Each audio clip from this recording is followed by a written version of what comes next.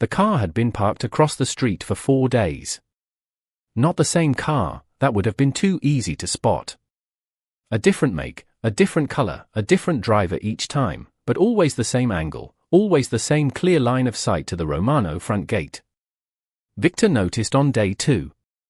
By day 4, he'd stopped mentioning it to Don Romano and started photographing it instead, quietly building a file no one else in the house knew existed. "You've been distracted," Sophia said, watching her husband stare out the study window instead of at the papers in front of him. "Someone's watching the house." She didn't ask how he knew. After 18 years, she'd learned not to. Police? No plates match anything in a database. No uniforms. No warrant served. He turned from the window. Whoever it is, they don't want to be found either. That afternoon, Lucas came home from school with a story that made the pieces shift into a different, more unsettling shape. A man had approached him near the bus stop, not threatening, almost friendly, asking casual questions about his father's schedule, whether Don Romano traveled often, whether the family took vacations together. "I told him nothing," Lucas said quickly, seeing his father's face change. "I said I don't know what my dad does for work." "Good boy." Don Romano's jaw was tight. What did he look like? Normal. Like a teacher or something. He had a notebook, like he was writing stuff down. A notebook. Don Romano's mind went immediately to journalists, though something about the timing, for days of surveillance, a man now approaching his 12-year-old son directly, felt too coordinated for a single reporter chasing a story alone. That night, Victor brought the photographs to the study, laid out across the desk like pieces of a puzzle with too many missing edges. Different cars. Different faces. One woman, twice, at different angles, always with a phone held slightly too high, slightly too deliberate. "This isn't the Vargas," Victor said. "Their people don't work this patient. This is someone building a case, not planning an attack." A case for who?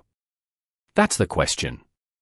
Don Romano studied the woman's photograph longest.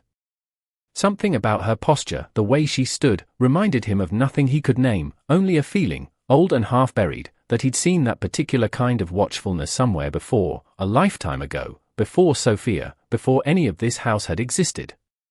2 nights later, an envelope arrived at the gate, no postmark, no name, slid through the bars sometime after midnight when even the men on watch admitted they'd seen no one approach.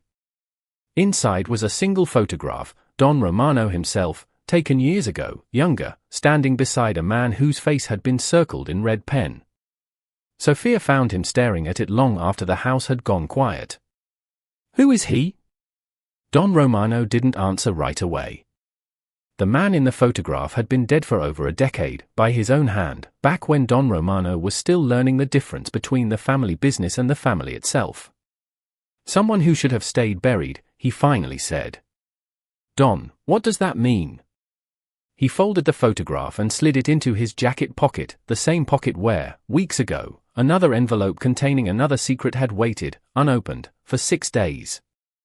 "It means someone's been digging into things that happened before you and I ever met. And they want me to know they found something I thought no one could find." Outside, the rain had started again, tapping steady against the study window, the same rhythm that had accompanied every secret this house had learned, one by one, to carry.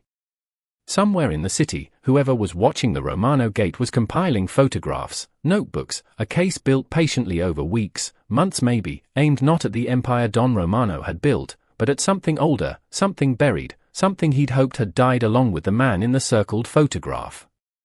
He didn't know yet whether the watchers were law enforcement, old enemies resurrected, or something closer to home than he wanted to consider.